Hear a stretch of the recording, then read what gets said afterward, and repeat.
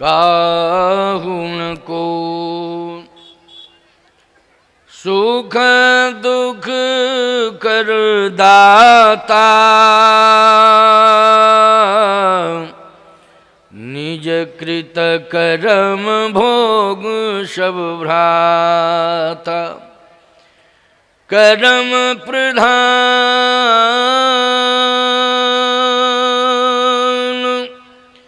विश्व करि राखा,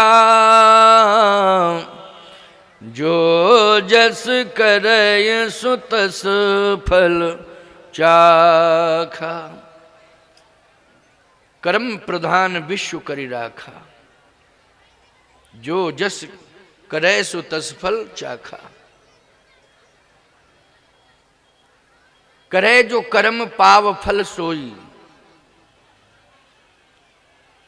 जो जैसा कर्म करता है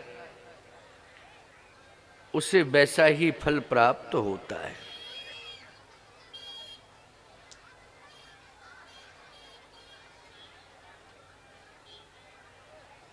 जैसा जिसने कर्म किया ये सत्य है, उसे वैसा ही फल मिला भी। प्रमाण बहुत हैं। गत दिवस में जो चर्चा हुई थी, उस चर्चा के माध्यम से आप सबने श्रवण किया था कि महाराज श्री दशरथ ने मनु के रूप में तप किया था और साधारण तप नहीं किया था। उस तप के प्रभाव से भगवान ब्रह्मा को, भगवान विष्णु को, भगवान शिव को महाराज मनु के समक्ष आना पड़ा था और स्वयं निर्गुण निराकार ब्रह्म सगुण साकार बनकर के आया और ये वचन दिया कि मैं पुत्र बनूंगा। और जब ये मनु दशरथ बने तो वो पुत्र बन के आ गया। बताइए, इससे उच्च कोटि का तप और उच्च कोटि का सत्कर्म क्या हो सकता है। इसके बाद श्रवण कुमार का वध हुआ, धोखे से ही वध हुआ, कर्म बिगड़ गया। अनजाने में कर्म बिगड़ा, जाने में नहीं, अनजाने में कर्म बिगड़ा। तो उस बिगड़े हुए कर्म ने महाराज को मोक्ष से रोक दिया। किससे रोका? मोक्ष से। यद्यपि ऐसा विद्वान कहते हैं, मनीषी कहते हैं, संत कहते हैं, श्रीमद् गोस्वामी तुलसीदास जी महाराज भी कहते हैं, सगुण उपासक मोक्ष न लेहीं। लेकिन भैया ये एक भाव है, एक भगवान के प्रति समर्पण है कि प्रभु आपकी सेवा करने के लिए मुझे बार बार आना पड़े, आपकी सेवा करने के लिए आना पड़े। लेकिन सही बात तो यह है कि जीव आता है इस जगत में, संकल्प भले ही वो सेवा का लेके आता हो, लेकिन सेवा वो कर नहीं पाता है, ठीक से भूल जाता है।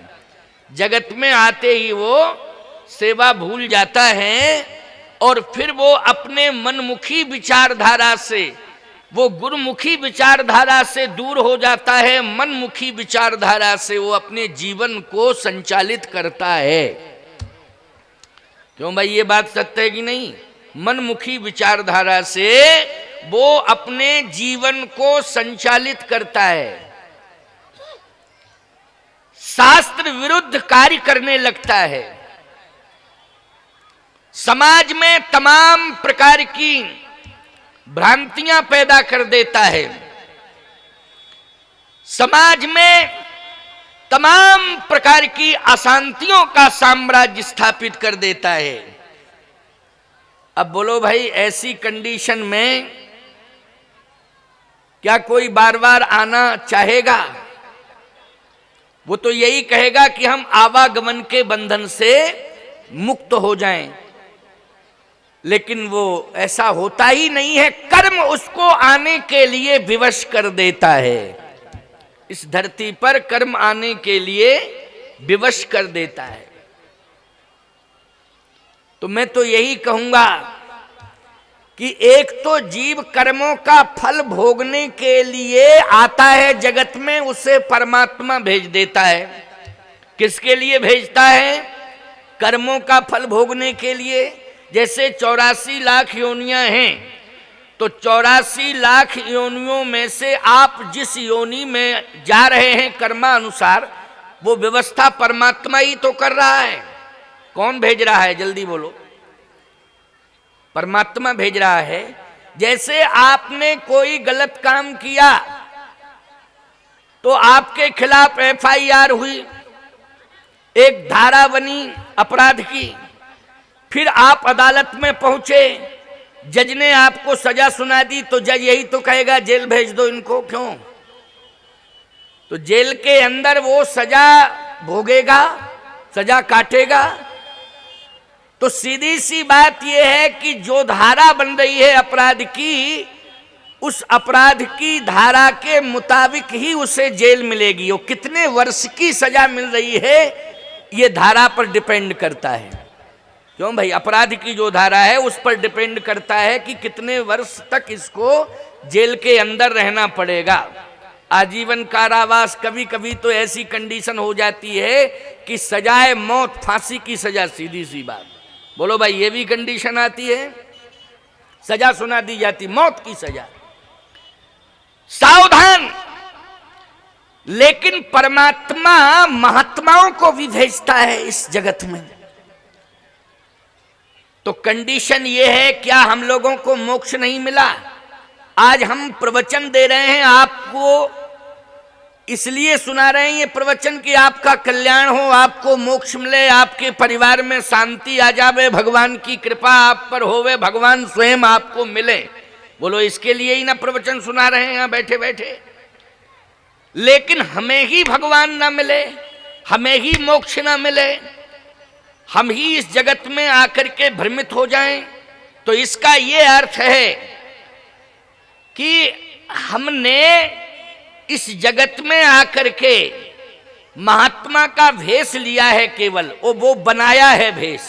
क्या किया है? भेष बनाया है, लेकिन हमने उद्देश्य को स्वीकार नहीं किया। केवल हमने भेष को बनाया है, हमने उद्देश्य, पवित्र उद्देश्य का संकल्प नहीं लिया है। इसलिए पवित्र उद्देश्य का संकल्प ना होने के कारण हमारा ये भेष बदनाम हो रहा है।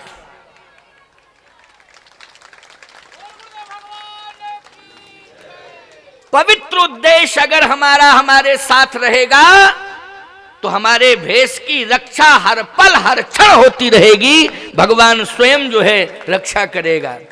लेकिन हमारा उद्देश्य, इसका मतलब है कि पवित्र नहीं है। उद्देश्य में कहीं ना कहीं कमी है। केवल भेष है लेकिन उद्देश्य नहीं है।